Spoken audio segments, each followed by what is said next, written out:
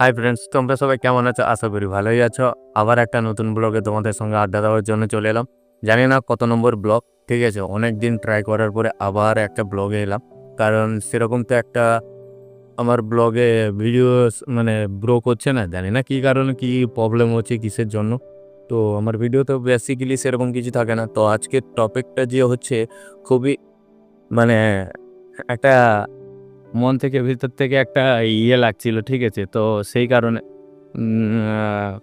দেখলাম social media সব ছাড়িয়ে গেছে যে আজকে অরিজিৎ সিং কালকে রাত্রে একটা সিম্পলিসিটি দিয়ে নিজের কেরিয়ারটাকে মানে কি বলা যায়, জীবনের শেষ শিখায় থেকে, ঠিক আছে না, মানে টপ কেরিয়ারে থেকে, মানে ওয়ার্ল্ডের যতজন আছে মানে বলতে গেলে টপ নাম্বার 1 সিঙ্গার হিসাবে বার্তা করায় ওনাকে।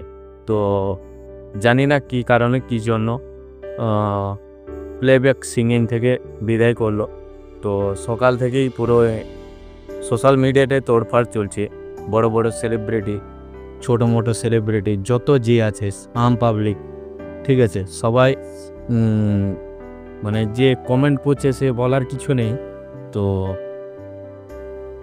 মানে তার মতো একটা মানে শেষ লেভেলের যে মানুষ, শেষমেশ অবশেষে তিনি সব কিছু ছেড়ে দিয়ে মানে জীবনটাকে মানে জীবনটাকে নিজেরভাবেই করতে চাইছে।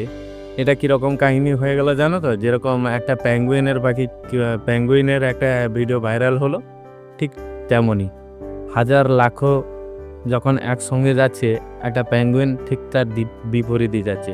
সেম ব্যাপার মানে অরিজিৎ সিং যে এত বড় হাই লেভেলের যে মানে দুনিয়ায় ওনার মানে উনি গাইলে হয়তো সবাই মুগ্ধ হয়ে যায়, ঠিক আছে? ওনার মতো গায়ক যদি একটা সিম্পলিসিটি দিয়ে এই সিঙ্গার জগতে মানে আমাদের বলিউড জগতে যদি বেরিয়ে যান, তো তার জন্য হয়তো অনেক কিছু হতে পারে। বাট সব কিছু পাওয়ার পরে শেষমেশে গিয়ে উনি কী করলেন, এটা বিদায় দিয়ে দিলেন, ঠিক আছে, সবার থেকে। তো এটার জন্য নিশ্চয়ই কোনো একটা সাংবাদিক বৈঠক হতে পারে, হবে। কারণ হুট করে তো আর উনি এইরকম ডিসিশন নিয়ে কী বলবো, কোটি কোটি মানুষের যে ফিলিংস, উনি এরকম করতে পারেন না। জানি আমি সবার থেকে আলাদা, মানে উনি যে একটা মানুষ সেটা তার পরিচয় দিয়ে গেল।